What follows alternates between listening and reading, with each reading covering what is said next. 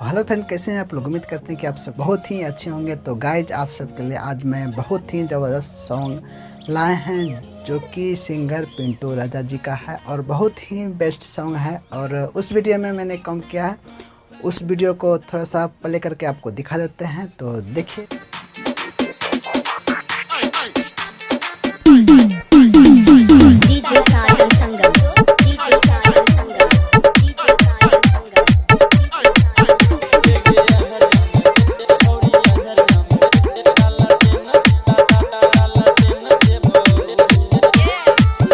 आपने देख लिया है किस तरह से वीडियो है, कैसा डांस है।